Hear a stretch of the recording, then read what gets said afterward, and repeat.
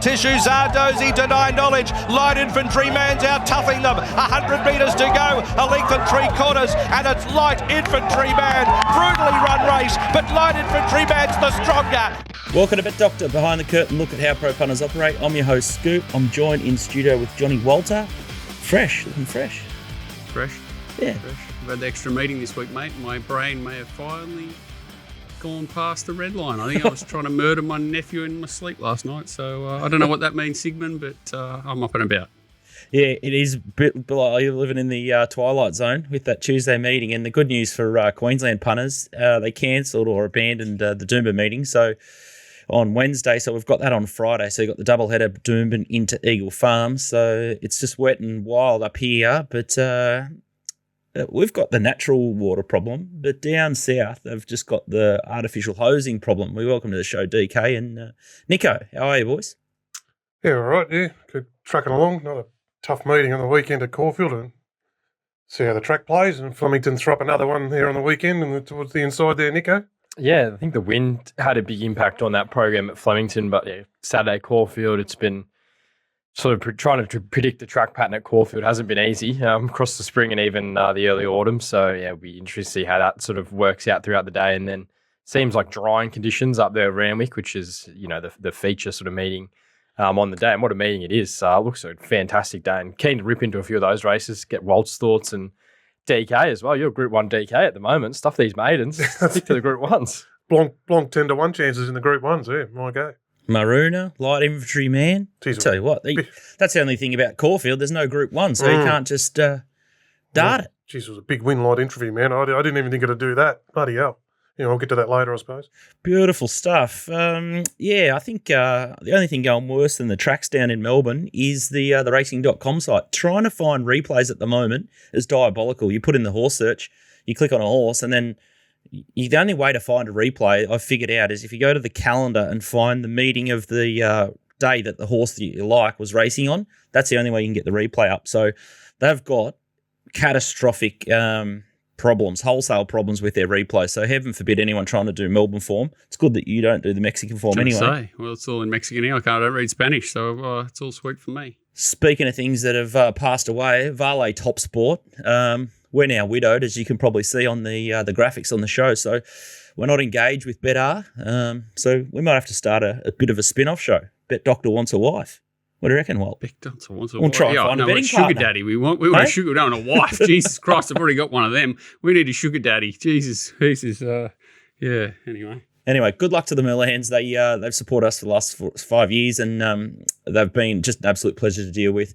We've loved every minute of it, and can't speak highly enough for Lloyd and Tristan and all the family there. So congratulations to them on the big sale. And from our perspective, yeah, we're sort of in discussion with a couple of bookmakers, but we're just trying to find a brand that shares our values and want to pick the right sort of brand partner. So everyone here that watches the show knows what we're about. We're sort of bet until we like the war, and we like bookmakers that sort of take people on and don't put the knife to people just so I need to revive quickly. my old website. Take us on, mate. Take us on. That was my old white label with Bet Easy. I might have to try and revive it. So anyway, we're in market and we're still here. We're breathing. So we'll continue on with the show. Quickly, the Rose Hill sale, the vote the vote's been cancelled, full stop. 90% of the votes were counted, and then it's alleged that 75% came up with no, and so they've pushed it back to the 13th of May to try and buy some more time to convince the members otherwise, which is pretty undemocratic, I would have thought. It's along the lines of, I guess, the federal election that's upcoming. Imagine that they've counted 90% of the votes and then pulled stumps and said, all right, well, it's not going the way we want, so we're going to kibosh the whole thing. This is North Korea 101. And the other scary part is that, if it continues, and they said that they stepped in on behalf of the members as much as anyone because they weren't being given the information that they should have been or something after 18 months. So then the next step that Racing New South Wales can take, I believe, is to sort of chuck the whole board and put an administrator in charge, which would be them. And some would argue that they're already in charge behind the scenes. But if they're officially in charge, then who knows what could happen, with the vote and everything. But it's just popcorn, isn't it? It's just for people like us who've sort of looked at similar things through the same lens for quite a while. The way they've handled a lot, it's rinse and repeat, isn't it? Yeah, and the track debacle on Saturday was an interesting one. They didn't get too much rain after they called it off, but there was some significant potholes and just some ducks and drakes, and again some unclear information. But I thought the Tancred was an interesting race.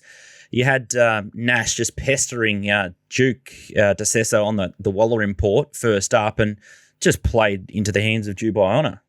Yeah, Duke was probably the one that did get driven mad. Timmy was a little bit unlucky on Vauban. If he had to stay to the fence, maybe gets a bit closer, but probably the right horse won. It's hard to argue otherwise. He's a very, very good horse. Duke went enormous, Vauban went enormous, but yeah, there's some strange tactics mid-race and un-Waller-like tactics, but probably Duke was the one who might have snuck away with the race if they left him alone. And yeah, it was a great race, and it'll lead into a couple of beauties in the next few weeks.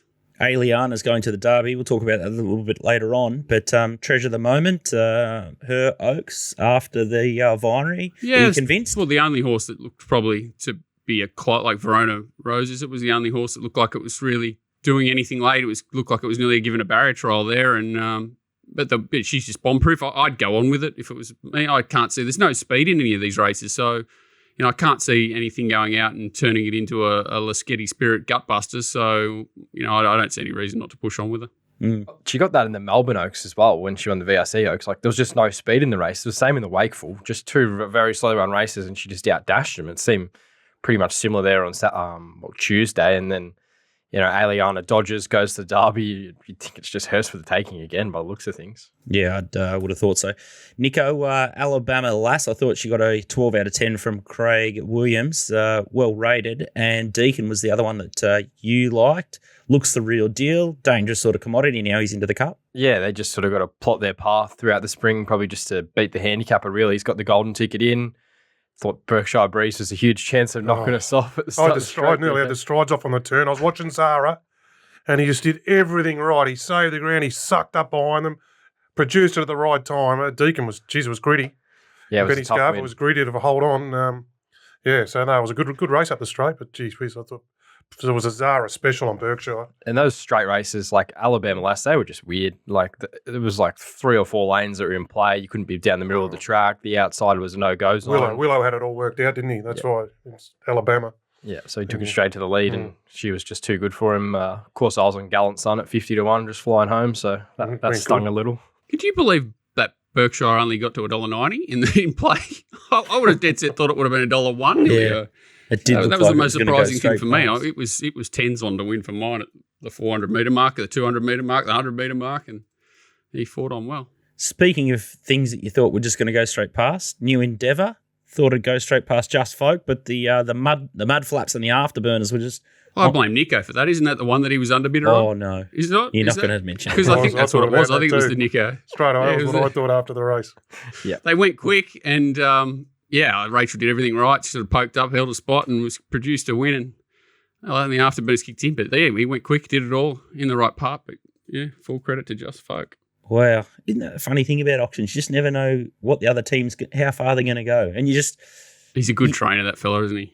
He's a good trainer. I'm not saying that the Noonans wouldn't have got the horse going, but Jesus, he's a good trainer, that fella. No, I think he's done a fantastic job with the horse. Like, I don't think we had any ambitions if we got him to run him into Doncaster. So, I think he's got the most out of the horse you probably possibly could have. He's got him flying. Yeah, it was clever just to hear that he just chases the rein. So, if only more trainers were that meticulous with their planning. Yeah, and not scared of a bit of driving and hard work. And a little bit of find right jockey for the horse. Nash, obviously someone that had suited, and then obviously Tommy was wide awake to the tactics as well. And said, right, I have to channel my inner Nash and ride it like that. Like wakey, there's so we see it every day. And that's not his go to go 7, 8 above on a leader. Definitely not his go. So it was a really good ride too. That level of intelligence across the board could be game changing for so many stables. Cracking 4 races at Randwick. DK out wide. Last week was a Northern Bell. I thought it was pretty weak. DK? It was horrendous. Yeah, I'm not going to blow. It was just the whole thing was a shit show, so apologies for that. But anyway, Jock said it didn't handle the soft track. I think I don't know. Who knows? The race went horrible. Thing it beat 8 lengths last start, but he did own 6 lengths. I mean, just failed. So anyway, it was a shit show. So we'll go somewhere where there is actually markets up this week. Pakenham tonight for the early birds. I struggled to get out of first gear with my two. Columba got scratched once or twice. I thought it was going to bob up on at Eagle Farm this Saturday, but they've got other plans, or it might have a little bit of an issue there. And then anyone that tuned into Tuesday, Doomben, saw Heatchote just get absolutely carved. Robbie Dolan necked it and then just drove it up the fence, where one winner, Johnny Rambo, won all day. So that was something beat there. So apologies to everyone out there that found that. But I'm going to get up, Walt, here. I've got Morphettville. I'm going to open the batting at Morphettville, and then I'm going to close the batting at Bris Vegas with a lucky last sort of Hail Mary. I race 10 at Eagle Farms, an absolute nightmare. So I'm going to welcome you all to the puzzle and the nightmare that is the early steam. It was a fitting send-off for the steamers. Johnny Rambo at $8, and then Waller had that sneaky Liberty Park with the Hawkesbury form get up there on Tuesday, and both might have slipped under a couple of punters' guards with a little bit of a delay there. But we've got Rosehill drying this week. We've got Melbourne even drier, and then Eagle Farms on the improve as well. So finally, the tide's turned in terms of weather. But DK, you can open the show here with this week's picks, and it's Pakenham tonight. It's race 4. It's a 1,200-metre shoot race. It's at 5:45, and the odds here are Jackaby $2.50, Power of Money $4.20, Pashira $4.40, Storm Capital $5.50, Ishiburu $6, and then you get $14 about Silent Fox, and much, much bigger and better the rest. Jakivi. Tell us about it. Jakivi. Yeah, it's in the Basenko colours here, second from the widest. It drew the outside barrier, 4 wide, no cover, back and wide in a race. You needed to save ground. Alternatively, need to save ground and have cover, which is Flying Mean did, which Mellum, they backed it very strongly. Mellum and Clint McDonald, Stone Age Romeo had a very soft running behind him as well, and just gets going here and still runs the best last 200 of the race, which is bit of a story with this horse, but that was third up. Second up, it ran well again, same track and trip behind Heavenly Shades. It was back like it was number in frame as well. It Bishin first up, went on and ran well in town. And first up, it ran in a Future Stars maiden, probably the strongest one. Ran third at Astral Fame and Chest of Gold, and I've raved about that form. And they're both nice horses. They both ran really well in the final. So that's the form. Now, everyone's going to see this, and you don't have to be. This is an 18-start maiden, right? This is 18 starts. So, but there's a big but here, and it's been one of the all-time slaughters and butchers by Arbasenko to get this horse 0 from 18. There is no way this horse should ever be 0 from 18. It's just got the talent to win it should have won 3 or 4 races by now. It's got plenty of talent, and so when in that second prep, when it probably should have been Breaking Swords maiden, had Carleen swinging off it for about 9 starts in a row. Right, and he kept putting it in races it can't win. It's run 12 of its 18 starts have been in Metropolitan Maidens, 3-year-old races in town, strong Pakenham Maidens, Future Stars Maidens. Like, he's just put it in. Then he had Carleen swinging off it. And like Al Bates, he's an informed kid, Al Bates. He's ridden it all 3 runs this prep. But I don't know if it's a kid's horse. Well, tonight, finally, it's start 19, puts a rider on it. Frosty.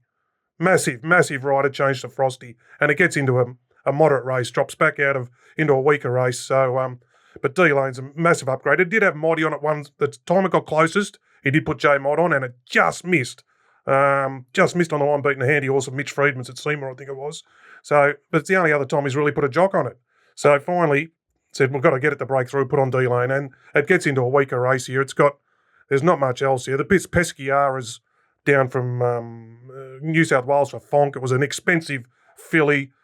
It's a 10-start maiden itself, looking to break through and go off to the breeding barn. It's had plenty of chances. Power of Money, I think it is a barrier rogue from Mick Price's resuming. It's got A. McKay, probably because no one else will ride it. It's got all those barrier blankets, stallion chain earmuffs. It's obviously a bit of a nutcase in the gates, got vetted and played up at its first start. Similar Storm Capital, resumes for the new camp. Used to be Lindsay, went to the races first start, played up in the gates. Pulled up with the throat issues, had 11 months off, gone to Archie, has trolled up all right, but it draws barrier 12, first up, rising 6-year-old, so he got some issues, and there's not much else. Ichiburu's first up, it's in its 4th prep and a 12-start maiden as well, so it's pretty much amongst its own here.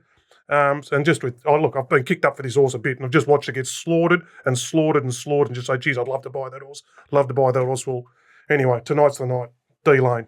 Wowee. Nico, have you got anything, Dad?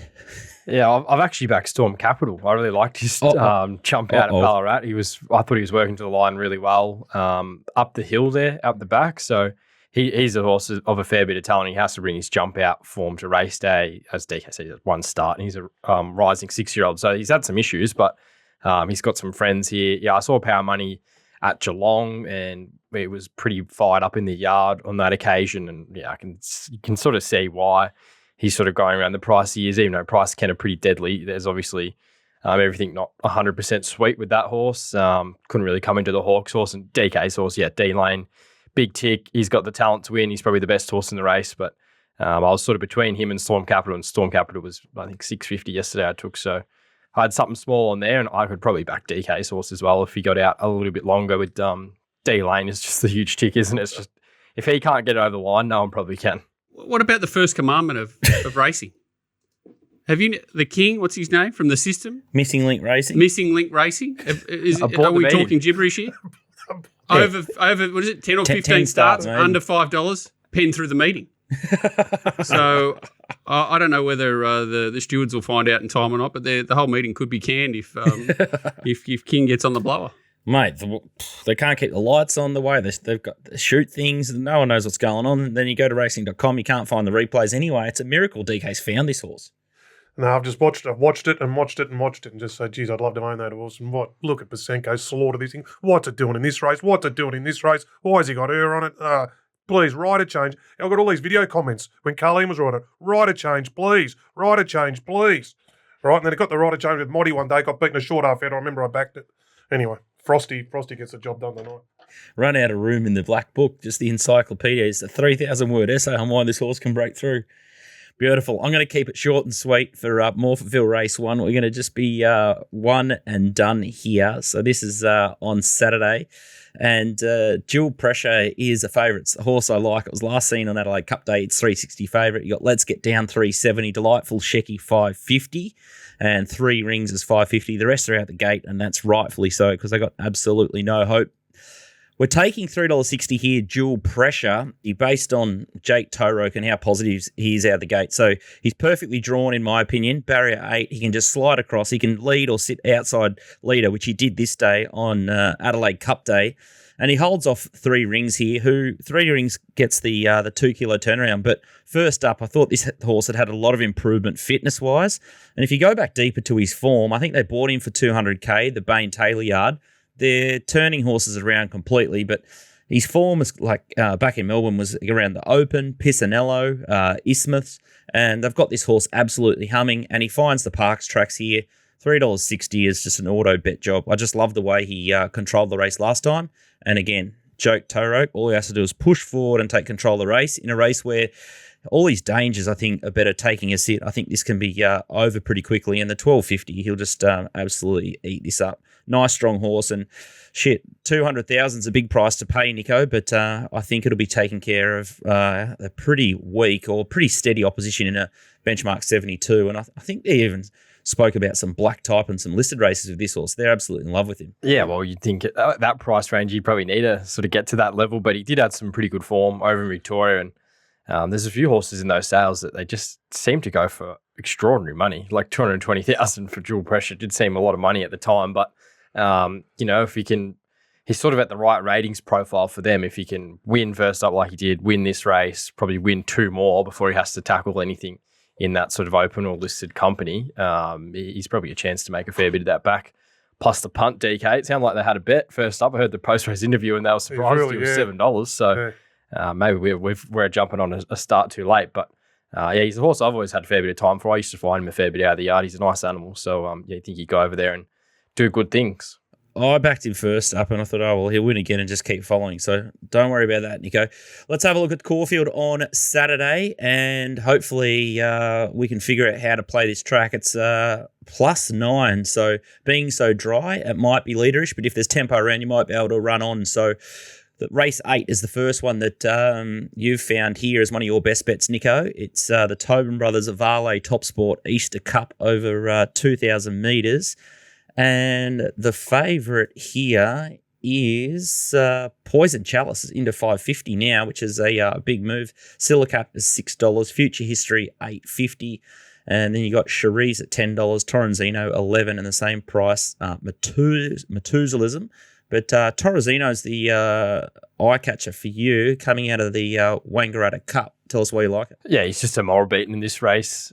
To the eye, it looked a bit different than what the data says. They went extremely slow, according to the data, to the 600-metre mark. But early, it looked like they were rolling along a bit more. And Celine sort of coming down the middle on him, whipping the left, and he sort of wants to hang in most of the straight. That is mostly cloudy, that he goes straight past. I think, just probably a few different circumstances have eventuated different in that race. He probably wins.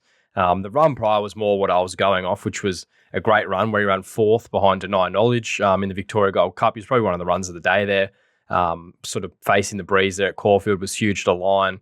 He won the country champions final.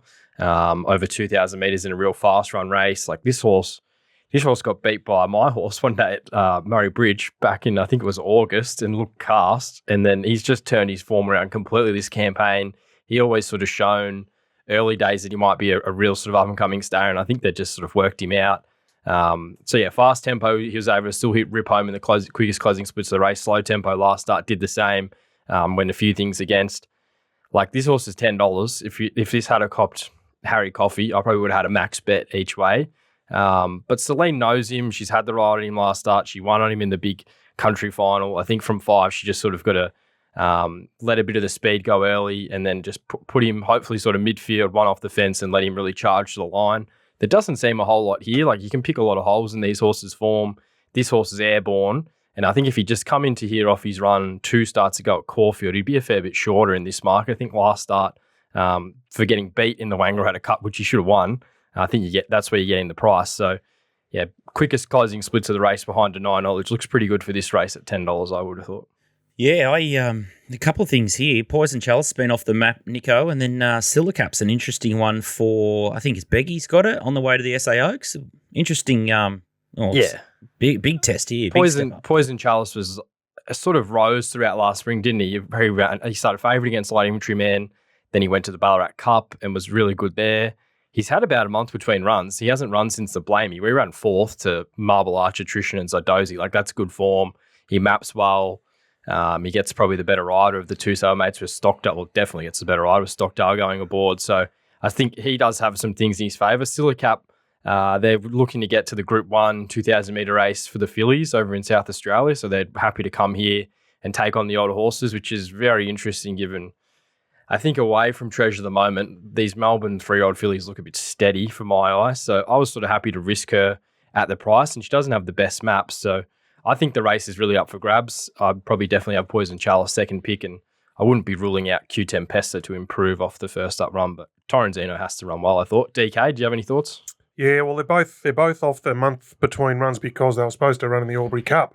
Yes. Both Torrenzino and Poison Chalice. They went up there with Mike Grey, Horse No Rumours, and he took 4 horses up and had to bring them all home without having to run Prushka because it got washed out, unfortunately. But it's a fair travel from Horsham, though. Yeah, and I just had a look at the market in that Albury Cup, that early market, and that Poison Chalice was favourite and Torrenzino was a well-fancied equal second favourite, so they both really fancy to run well up there. You know, I like the stables. I love the Prushka camp.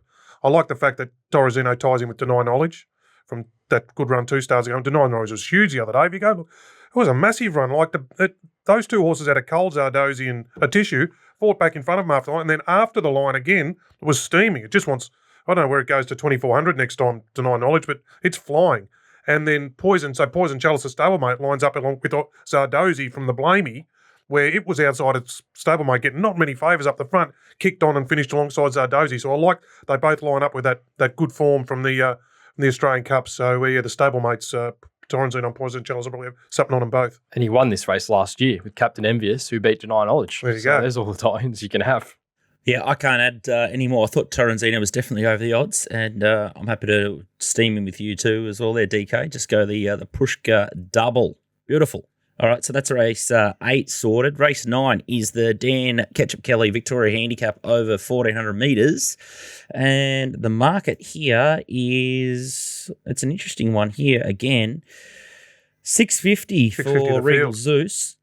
Super Arsie, $7. Chawton Lane, $8. Roll on High, $8.50. One of Walt's horses, or used to be. Miss Aria, $9.50. Nicolini Vito, $10. Globe, $11. Jenny Lala, $11. Right and Rose, $15. Got 2 replays here.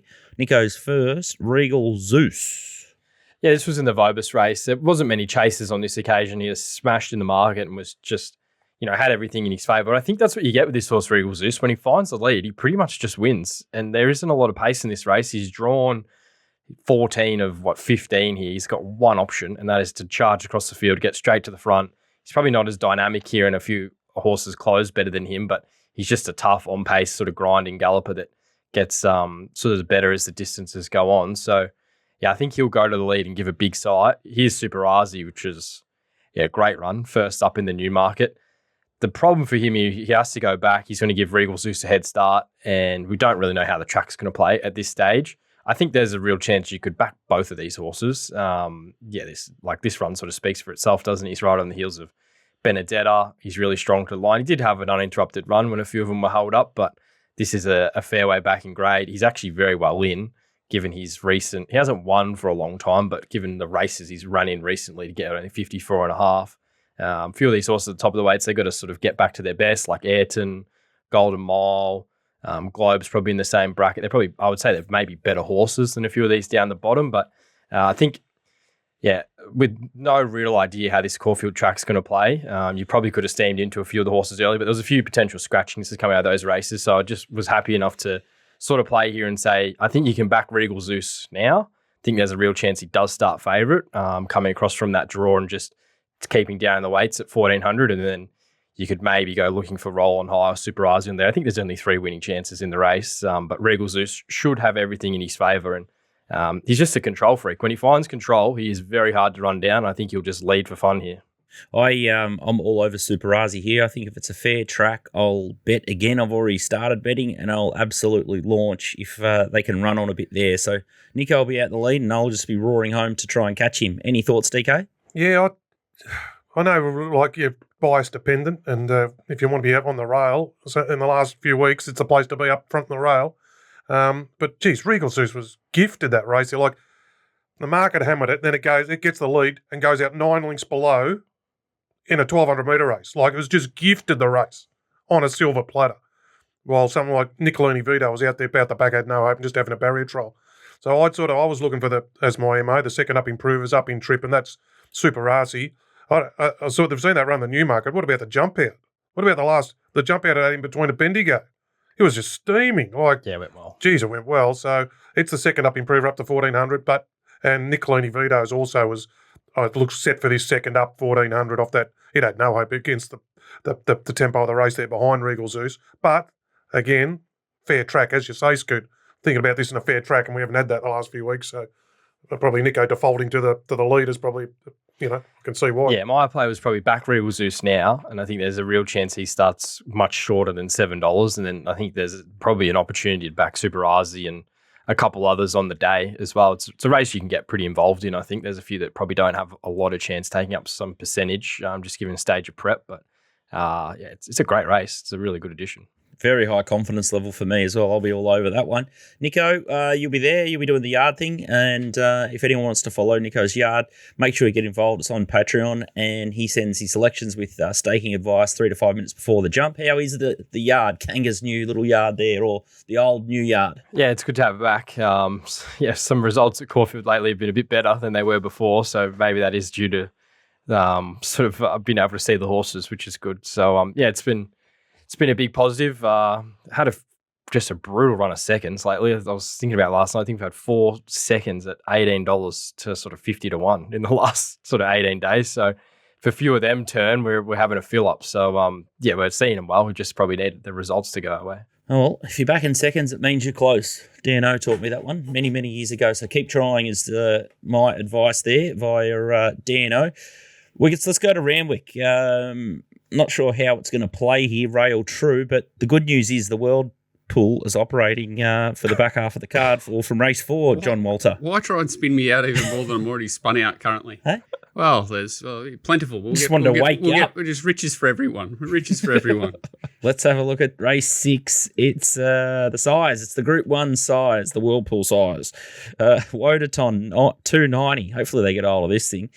$4 Rivellino, Vinrock $4.80, Bellazine $9, Prestige Forever $11, State Visit $11, Buffalo back to the city $19, and you got much better the rest. Let's have a look at the slipper.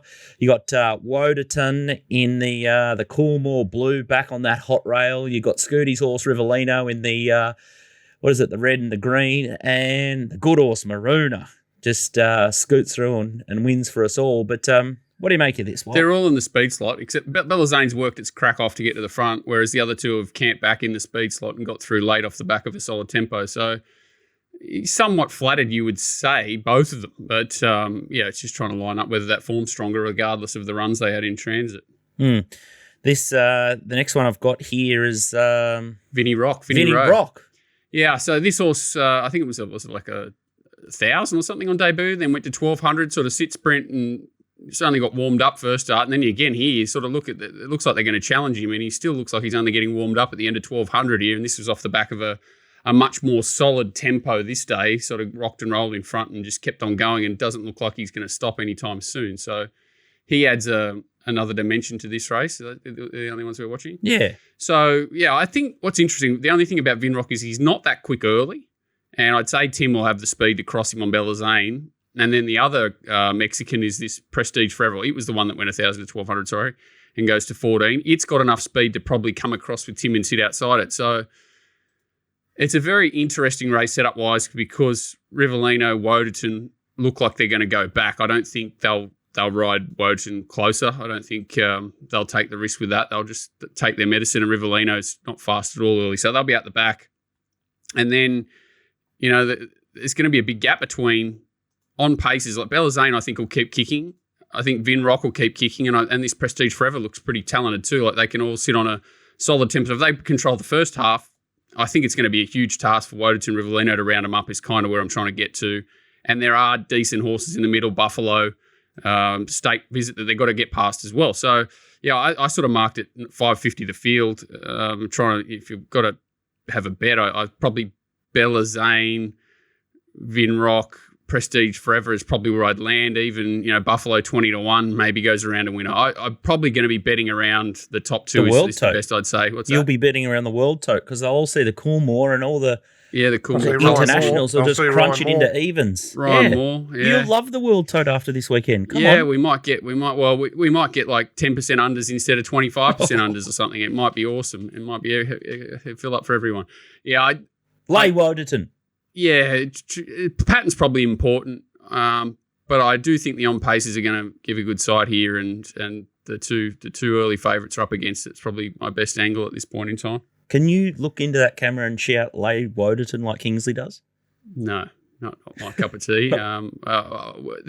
There is no boundary to what I will do to sell out, especially in these times of need. The top sport have moved on to greener pastures, but at this point in time, I'm not willing to sell out to that point. But never say never. Next week, hopefully. Next week could be immoral. Yeah. All right, boys. We're losing our mind up here. Tell us about this race. DK, Group 1 DK? Just probably the track. How much the track's going to firm up, I suppose, is the key. If it's soft, saw Wodaton's only soft track win on debut was massive. But if it's dry, keeps drying, Vinrock up the front, be hard to get past. So as it's, the sort of track, it's only Thursday, track and bias dependent, but probably soft 5, soft 6. You're looking for Wodaton, could probably round them up with Ryan Moore, but if he's any firmer than that, Vinrock would be hard to run down. Yeah, I thought of plenty of interest was the Vinrock trial where he jumped really well in that trial and looked like he wanted to get a bit busy and go on with it, and then Sarah just put him straight back. The trial was unreal, I thought. Like, just the amount of ground he took off the winner there, which was out of Banks. He's worked through the line. Like, this horse is airborne. He improved lengths in the yard from Pakenham to Flemington, and I think he's the kind of horse, watching that trial, he might have improved again. So he probably has to from a ratings point of view, but there's definitely no doubt he can. Just maps perfect, and in a race where Wodaton, Rivellino had a few things in their favour last start, being closer to the inside. Now they've got to go back. I'd be taken, Prestige Forever and Vinrock met in Melbourne. Well, I'd be taking $1.50 Vinrock to beat him. And then outside of them, Federalist was a little bit interesting given the SP against Buffalo and how close he was to nepotism and Wotan. I think he'll run well, the son of Arcadia Queen, even Navy Pilot. Like, he couldn't have done much more on debut flying home. It's a deep race, but I'll be on Vinrock. I'm pretty confident he'll run to his best there on Saturday. I think he could be the best 2-year-old in Australia at the moment, Vinrock. Wow. Any other gate than 1 I would have been happy with. If he drew 10 instead of 1, I'd have him clear on top as well. Well, team bet there on Vinrock, and I'll just stick fat with Rivellino. I thought it was good in the slipper, and I'm not sure if I said it before the slipper, but 1,400 metres to my eye, this horse always looks like it's going to, I think Which camera are we looking into? That one? Oh, this one. Lay Rivellino. Lay. That's it. See? You had it in you. Good I boy. don't sell out for cash. I just sell out to try and make an absolute ass of myself. Beautiful. All right, so it's me versus Walt for a slab of ginger beer. Sounds good. Non-alcoholic. All right, so Vinrock looks the one to follow from the team there. Randwick Race 7 is the next one. This is an absolute belter. It's the TJ Smith. They're operating the World Tote on this one also. And the favourite here is Jolly Star. It's one of mine, $4. Briasa, $4.80. Overpass, $5. Sunshine in Paris, $8.50. Magic Time, $8.50. Jimmy Star, $9.50. Switzerland, $16. Headwall, $20. Kamachi, $26. And then you got I Am Me, Traffic Warden, and Jetabil rounding him out with She's an A-lister. So got a bit of a tail to it this race. Could be simple, could be difficult, but Jolly Star's the first one I'm going to have a look at Flemington. Bless her heart. In the new market, this is the one they crunched, or we crunched at 6 into, I don't know, $3.20, $4. Who really cares when you've got the good price? But saw the replay. That's Superazi with her. Yeah, easy watch here with Headwall sort of chasing, growing empires there. If you want to put a line through that sort of form line. The way the form is, though, could they have put hurdles in this race and it would be, justified? Just a couple of hurdles in the 1,200, little 1,200 metre hurdle dust up. She's just suited. I think she's just got that straight speed, dead dry track. I think everything possible was in her favour, and the field Racing pensioners. Yeah, it wasn't a vintage Newmarket. I wouldn't have thought. Well, literally was a vintage Newmarket. Every horse in the race was vintage. Brias is the next one. Everyone's seen it. Old Fonk has come out and said it's his best horse. It's the Gundawindi Grey right out the back with the yellow. Yeah, everything was against it, obviously. But this was a handicap going to wait for age. And this was like, I know flashing light runs, everyone gets excited these days, but there's no doubt that a little time ago, this horse would have gone up 10, 15 to 1 in this race, even off a run like this. So the run was great, everything against. The winner's been sold. Good luck to them. Again, what's the depth of that form, front page and what's old mate there up the front? Uncommon James puts a bit of a drag on the form. Well, he should have been down in Melbourne running against Jolie Star, but yeah, it's a tricky. Let's keep tricky going. One. We've got Overpass's trial here. So this second trial, first trial was good. Second trial decided to take a little drag in behind, which I thought was interesting. And Bjorn pretty much does this with this horse every prep. Gives him a nice little clean out in the trial. Leading in 1,200 first up, they've just got this horse down to an art form, haven't they? How they prepare him for a fresh go. First up. Yeah, and again, like he's not a horse that's super flashy with a big turn of foot, but that's just exactly how you want to see him go through his gears. This is Magic Time on the outside. You got Jolie Star, Firestorm, Well, Switzerland. we'll talk about Firestorm soon. There's Switzerland with the blinkers on, which is interesting. I think it gets blinkers on here, and Magic Time just in absolute. I know the leader's cruising, but she's nearly in reverse, going straight past old Jolie. And I'm not saying that that Jolie couldn't have kicked back, but Magic Time to me was the clear stand-in in that trial. That's enough to watch films for us. Let's talk films. About the race. Yeah, well, again, setup-wise, Overpass looks like it just goes straight to the front. There's not a lot of pressure here, and there's not too many horses, I think, sort of capable or want to push the pressure. Maybe I Am Me sits outside, and one of my old favourites is Josh sitting outside Tim, or Tim sitting outside Josh, and that looks like it eventuates here. So I'm not saying they'll walk, because Overpass does normally roll along pretty nicely, but it looks like he'll get all favours. Magic Time's right up there, Khyber. And then Briasa's drawn a lot better this time, and I think it's capable of holding a spot. So anything that's going to run past those horses is going to have to put in a superhuman effort. And Jimmy Starr's drawn horrible. Ethan Clown comes down to ride it, up to ride it. What's his name? Ethan Brown. Sorry. 5-time Ethan Group 1 Brown. winner. Scoots told me that this is his horse. He's attached to the horse. He's ridden it twice. It went like a rocket against hurdlers. And then last start, I don't know what the heck that was. But, I think Jimmy's up against it just because he's staying at 1,200. And, he went well last time against the pattern, but there was a strong tempo up front. So, he's going to have to run past all of them. I think that's tough. Headwall comes out of the Jolly Star. Jolly Star wins. I'm going to do my crack. That's just given here. And Sunshine in Paris and Komochi are probably the other two. Komochi's going to have to need all the favours, I think, whereas the Sunshine in Paris is right in this race if it has any luck at all, just draws horribly again. Yeah, I think Overpass, Briassa and Magic Time are the clear three. They're just something's going to have to do something special to get past those horses. I want to unload on Briassa, but it's $4.50 and it just doesn't make sense. Like, it's ratings-wise, coming out of a handicap up to weight for age, you're literally taking $4.50 on potential, which I think is there, but how do you launch into it? Very tricky, and the pattern probably decides for me whether, Overpass and Magic Time are going to be on the inside. If the inside's cast, that throws the cat amongst the pigeons and brings the horse like Sunshine in Paris right back into it. But yeah, Briassa's the starting point, too short. Overpass and Magic Time look the right price and again, get the right runs. And if it's down the middle, then Sunshine in Paris will be steaming home. Oh, well, that's Walt's little sermon. What about Group 1 DK? Yeah, Briassa, yeah. I know, what price is the only problem, but hope it runs its race as though, in a big race like this, it should be running their right price by the time last 5 minutes of betting runs around. So, yeah, it's gone up short early because it's a bit of a flashing light. But I love that it had that trial. It's one of the best trials I've seen.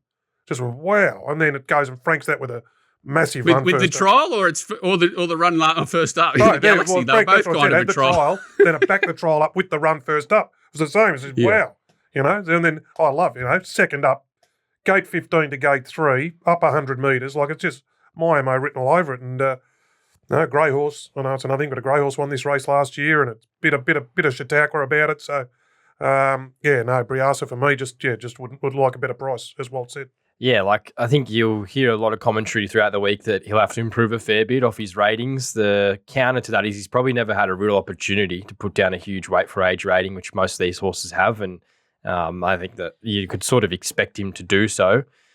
Yeah, it's priced as well. Like, if he was $8, I think we'd all be launching. $4 is probably well enough found. Somewhere in the middle might get us all on Saturday.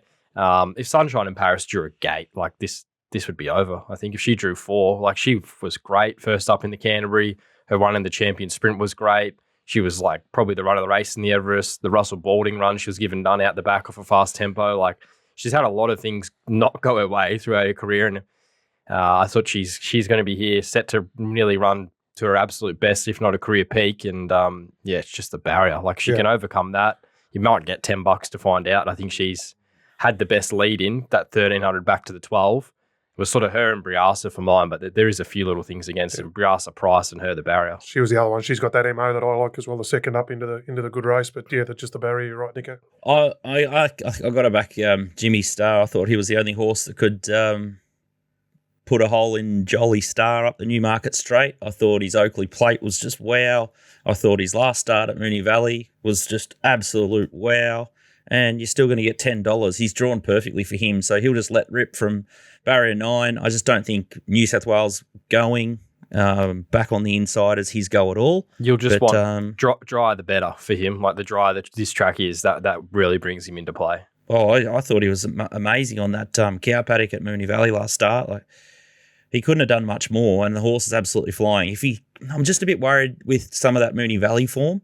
If any horses just struggle, if it might have just flattened him, that was the only reason why I wouldn't just absolutely launch it to Jimmy. But I'm gonna do it anyway. I'm so hell bent that this horse. I think he just unlocked him. He's just figured out this horse, Seamar. So Ethan Clown will be up to 6 Group 1s, and I'll have lots of money if this wins. Because it's 10-1, I'm not going to bother looking into the camera, but he needs to get the bar. He needs the 155 coming from Central to Sydney to give him a lift to the 200-metre mark. But I'll be wishing. I pray that you just fall down the outside and jam me, because no one likes pain more than I do. But good luck, Scooty. It's going to be an absolute cracking race. So you got to.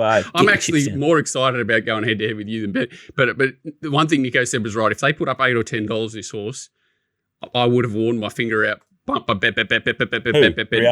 Yeah. So it's such a psychological barrier. It's such a sick game, isn't it? It's weird.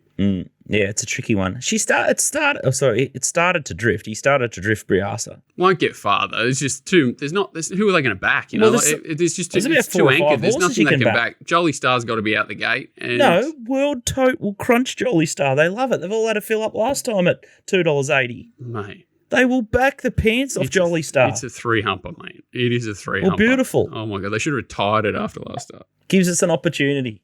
Oh my god, it should be in camel hump soup somewhere. We're going to move on. We're going to move on to race. It's a Doncaster. We're only halfway through. We're still getting to the main course as it was. I could drop the DAX in this race, so yeah, anything could happen. It's been a long week. Let's not have another Tuesday meeting at Rose Hill. Linebacker, $6 favourite. Gringotts, $7. Tom Kitten, $7. Swift Falcon, $7.50. Another Will, $9. Royal Patronage, $9.50. Firestorm, $10. Moira, who are you? $14. Sounds like a nosy next door neighbour. Steffi Magnetica, $18. Geoglyph, $26. Who is that? T. Kimura, the trainer, the Japanese horse. Just Folk, $26, doesn't get the rain. And then you got Kovlika, my Melbourne Cup Smoky, $26. Port Lockroy, one of ours, $26. NCAP. Dead as a Doornail on Tuesday, $26. Rise at Dawn needs a couple of scratchings. And then you got Pericles and Ducasse, Militarize.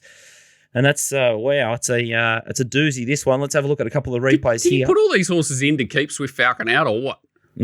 Absolutely. Yeah, they've had a nightmare not getting him in. Tom Kitten and another Will here. Another Will gets the car crash. And I suspect with the barriers sort of the way they've sort of fallen, Tom Kitten drawn barrier 1 and then another Will in this roughhouse affair. I don't know it's going to work out for these two horses. She's got to push forward, I think, even with the weight and whatever. The map's actually not diabolical if she has any luck, but obviously, you know, light weights and weird things happen in Doncasters, but she needs a lot of luck in the first couple 100 metres from that draw, and he needs a little not luck from about the 600 metre mark, so they've sort of got opposites. And this is Gringotts beating Royal Patronage in the George Rider. You got Cho Wolf coming across their heels.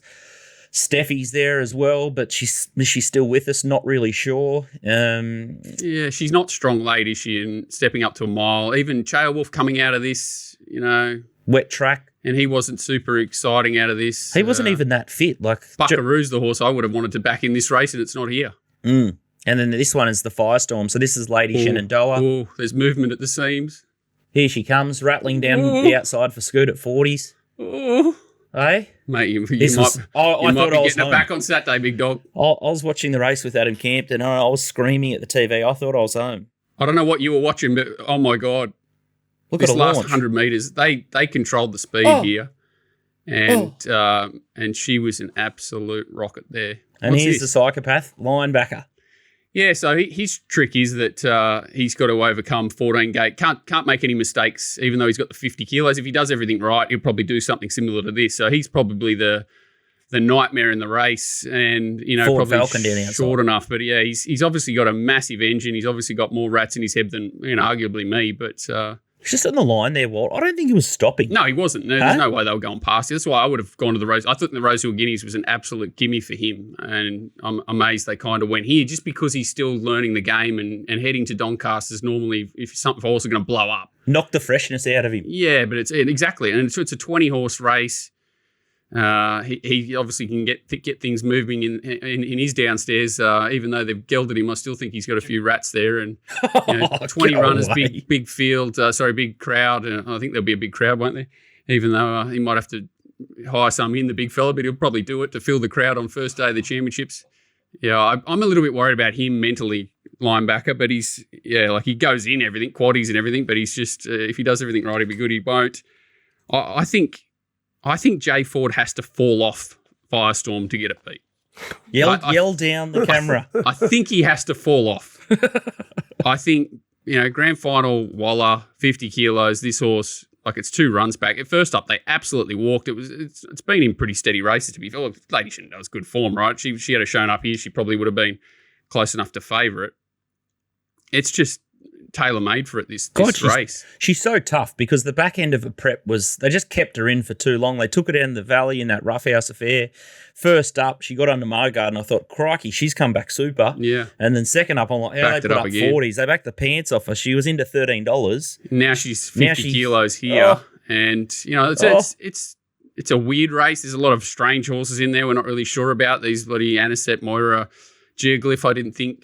24 gate probably takes care of it. Another Will's dangerous. Gringotts and Tom Kitten are obviously dangerous. They're going well enough. Linebackers, dangerous. Royal Patronage has to lift off that. Apart from that, maybe you're left with like Port Lockroy. I don't know what that ride. Did you see Handicap tailed off the other day? And then that was weird.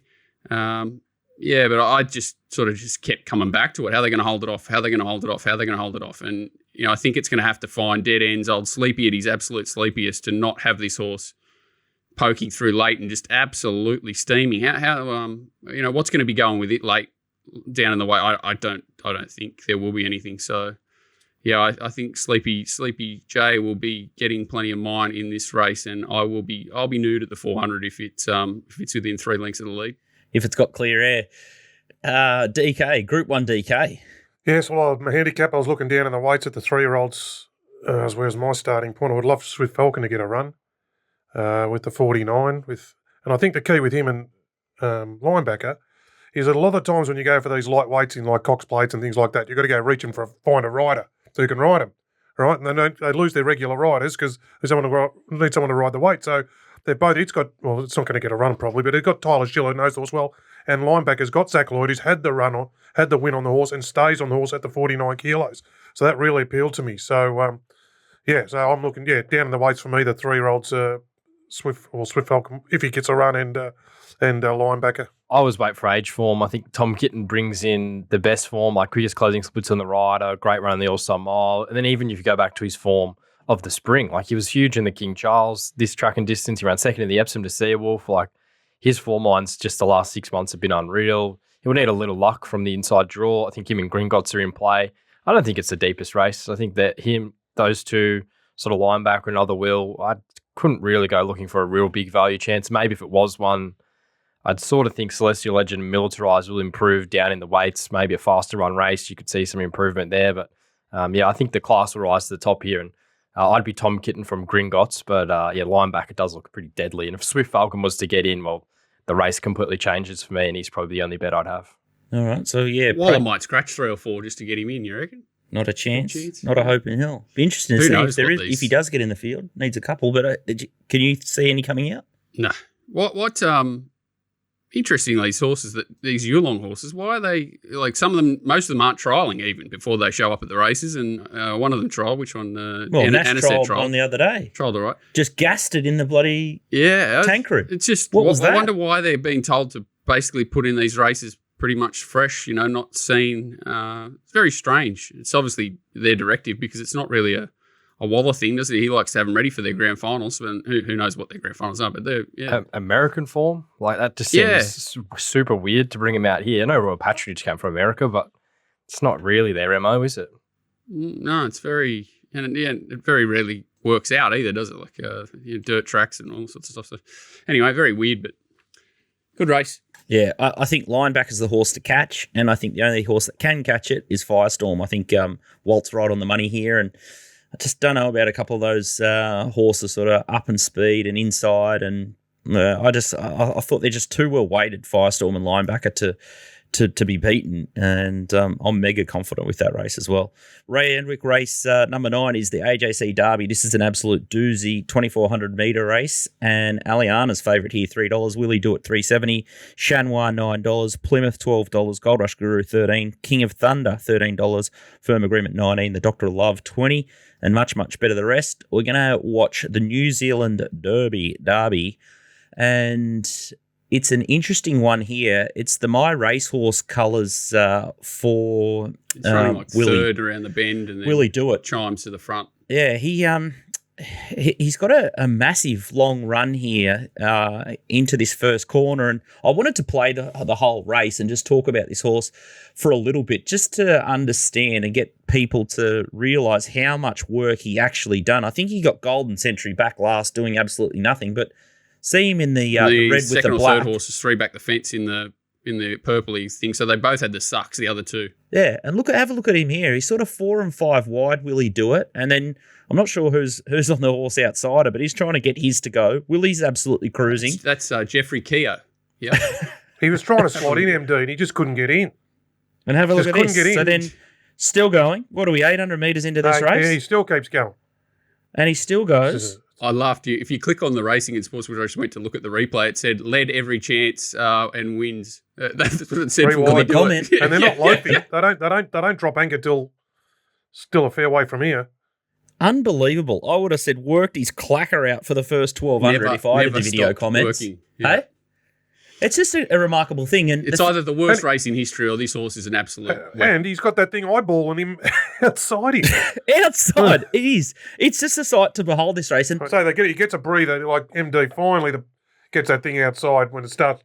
They do concertina here a bit and he gets a little breather. But what about from here? Like, he has nothing to chase. In all of his other runs, he's been out the back and find the line. Yeah. And then he hits the front 600 metres out and nothing to run down. And he still puts a gap on him. And they've gone early and come around. Like, everything you don't want to see if you're up on speedy, you'd just be like, go away, leave him alone. Look at the thing drop out that was annoying him.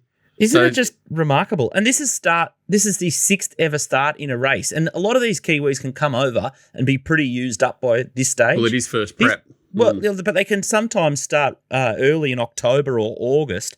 So he's had some really nice spaces between a couple of his runs. So there's a chance he could just improve and he's still got a lot of freshness in it. Have a look at the slug that's done no work getting up on the fence. Yeah, he was a little bit unlucky getting runs, but the slugs, and the one coming out the outside's a bit of a slug too. There's no doubt. Didn't do much the other day, did it? Golden Century, He's still going. Went around, but no, in the other. Dr. Love's no real slouch. A bit of a line finder, Dr. Love. He's found the line every start in its life. I know it's no star, but it's. It'd be hard to beat at Pakenham tonight, wouldn't he? No, he's Trent and Natalie, but he is a line finder. Well, that Golden Century, he was sort of like on one rein, didn't really find the line. It was a bit of a weird run in the Talc, and he was only beaten 4 lengths. Like, I would have thought you could have said if he was a bit more tractable in the run, he could have finished closer. And then you got a real form tie-in. So, yeah, for mine, if Willie Dewitt if he can come here in that sort of order, like, it could be a moral, I thought. Like, that was just an unreal win. The run prior in the Avondale Guineas at $1.50, it was just like the got a nice saw back there, didn't they? Biggest slaughter you ever see. Hazuki Matsumoa, or whoever was steering it. What about the 2 wins before that? Yeah, like, he just could be the real deal, this horse. One day there was a savage bias and he just overcame it to win, like, and just hit the line like a proper horse. Yeah, no, he's a real... I'm aboard. Aliana's a fly in the ointment, and I think Plymouth's the other horse that I took the $15 about, and I think Mark Zara would probably like the ride again, but Plymouth is just in behind the lead, can't go anywhere, and then on its back behind the leader, is Aliana, so she gets a split. Zara has to suck eggs, and both are just so strong through the line. Well, I'm going to argue about this. I stirred Scooty up at about 5:30 this morning saying Aliana would have put 8 on it in another 200, but you go back and watch it. This is an absolute sit sprint joke race. They go out way slow and sprint home hard. Obviously, Aliana is a certainty beat. But you've got our replay is not going to probably do it justice. Go back and watch it after the line quite a few times.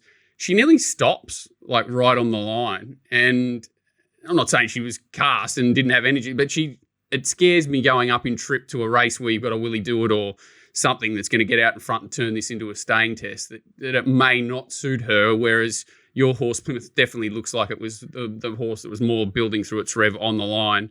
And you're talking about 14 to 1 about one and 5 to 2 about the other. Is that an apology?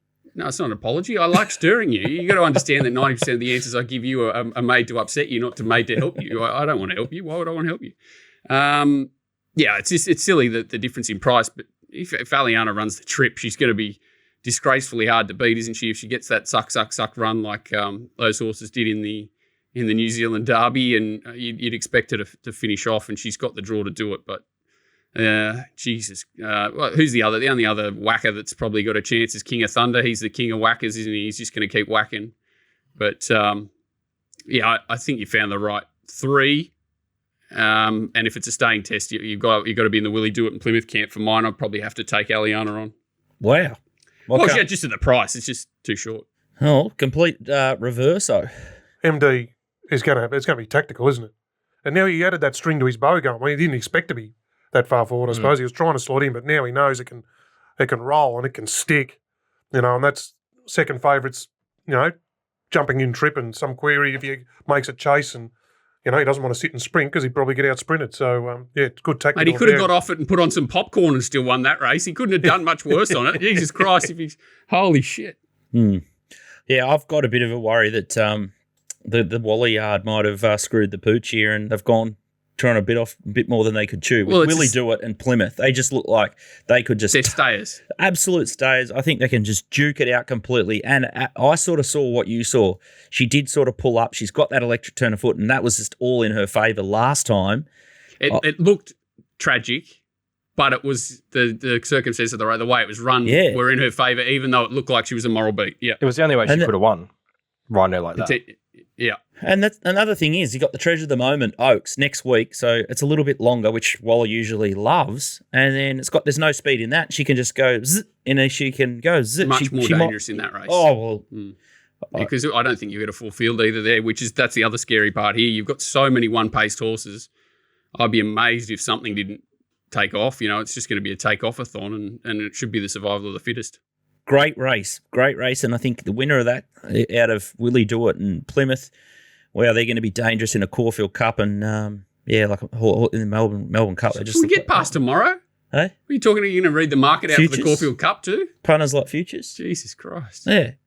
Anyway, Walt's up and about. He's had the little Tuesday Rose Hill meeting. He's arguing with me. He's flipping over. He's flopping. He's doing everything. He's going to take his pants off if Firestorm gets clear air. Pants, I'll be nude. Make sure you head into his Racing Watch Kickstream, racingwatch.com.au. Get into his our newly unsponsored Kickstream, where we'll no longer be giving out anything, but we might have to go like KFC vouchers. No, Warren Woodcock. We might be giving out Butterfingers, or what are they called? They used to give out milk arrowroots. We might have to post out to the viewers. You might just need those post-it notes and just write IOU. Yeah, it's fine.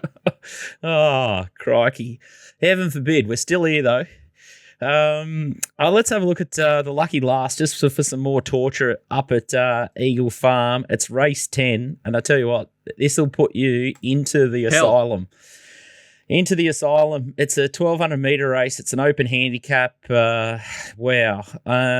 Hell has claimed smartly here with Emily Lang, who's now down to 1.5. I tell you what, she is riding exceptionally well up at Brisbane. She's one of the form jockeys. Just love what she's doing. It's got 51.5 kilos at $2.70. Got King Kappa, won the boat race last night. CJ's flying as well, which is remarkable. $5.50, Compelling Truth $6.50, Comrade Rose $7.50, Lost in Transit 8, Manhood 10, Nashira $19, and you got Mashani Sniper, Bacchanalia at Wits End. There's some busted up horses there. Winston Smurfield first up, and then you got Old Cinnamon rounding out the market. The horse I like here, I think this is just going to be an absolute speed fest. So anything that's up and on the speed is in danger. So I think it's going to set it up for a closer. And Nashir is the horse I like here in the green and the yellow in behind him. You got Compelling Truth going backwards on the inside. Wanda Rocks is the winner. Then you've got the second horse. You've got Steady Ready, who won the Underwater Wheatwood, and then you got He's Heaven and Safe Work sort of hitting the line along the lines with Nashira. And the reason I like Nashira is two things. He's $19. I think now third up 1,200 is exactly what it's looking for. And that last run that you just saw there, that was a white hot 1,000 metre race, and they were all hard fit. And that horse was a month between runs. So now it's getting third up, barrier 6, high pressure race, 1,200 metres is exactly what it needs. And last preparation, third up. It ran an absolute corker behind Bubba's Bay, and it was third up that day, and it lost a plate. So I'm saying that third up's its going life, and it gets a perfect storm of lots of pressure in front. Is it good third up for? Third up. Okay, good. Yeah, well, that drops off the form guide. You see first, second up, and then all that third up just explodes. Well, yeah, and you know who used to explode third up? DK Weir used to explode third up. Chris Waller, third up. Jesus Christ. There's a lot of good third up trainers, so maybe we not get third up into the form guide. Yeah. On our wish list. Sure. Racing.com, they might fix their links and they might add third up while they're there. But I thought Nashir at $19 is a good one to back, and then Winston Smurfield's another one at $34. I was sort of drawn towards Comrade Rosa, but 60 kilos, $7.50, seems skinny, and I think she might have some bigger fish to fry, but she'll be hitting the line nicely. And then I guess of the on-speed runners, needs to improve a lot, but Compelling Truth is probably another one that'll peak third up.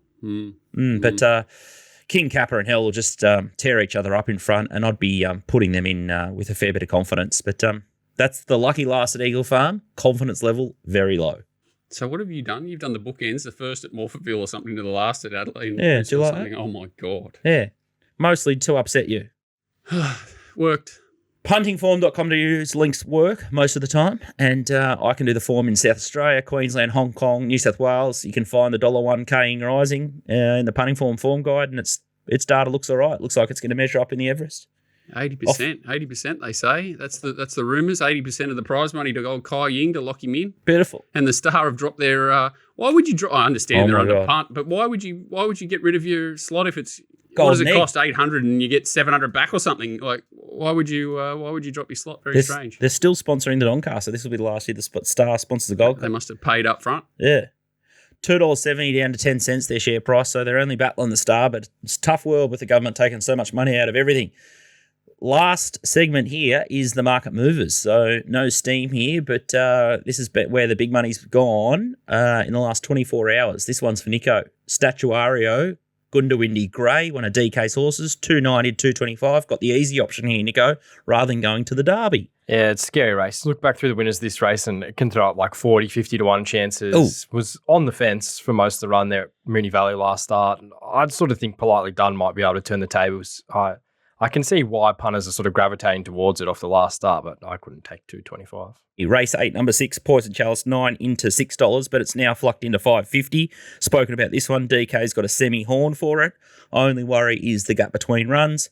This one's for Walt. A bit of tomato sauce here. Race 4, number 2, Swift Falcon, 230 into 190. Should be in a lot of multis. I laughed to heard Tyler come out. He said, well, if we don't win that, we'll be winning this. Yeah, I haven't had a real good look at it, but obviously it's clearly the one to beat. Top 2 in the market there look hard to beat. And the next one, this could be Nico's bet. Race 9, number 1, will he do it 460 into 360? Fascinated to see what the market does with Aliana. And the last one here is Eagle Farm Race 6, number 14, Arisphere, 13 into $7. This is another beauty. It's 20 acceptances. Only 12 can race in a 1,000-metre race at Eagle Farm. I'm not sure why they're allowing 20 horses to accept. So something Racing Queensland needs to have a bit of a look at there. Especially if you have a bet with Sportsbet and the emergencies count. Like you could dead set take $12 and end up with 80 cents. Arisphere is absolutely flying, but that's a real big litmus test and a hot race for the Gollan stable to drop that one in. But that's a wrap. We've somehow made it. I think I've gone mad. Walt's rubbing off on me. I've finished my madness. I have tweeted the Missing Link Racing, and I've just said a close friend of mine who wishes to remain unnamed at this stage is declaring one at Pakenham tonight, race 4, number 1, Jacivey, an 18-start maiden. He needs your help. One-on-one would be advised. Please educate him. So, there's a backup there for you, DK, if it goes down tonight, all right? Jesus Christ. We're 4 hours into the show, and that's nearly cooked my noodle. You still with us, boys? Just. We're hanging on. Good luck on the punt this week, and hopefully we've made your betting operation a success this week. And I think we'll be back next week. I might not be. I've made a lot of big declarations this week with absolutely no opinion. Should be good. Hopefully we've got some money left. We'll see you next week.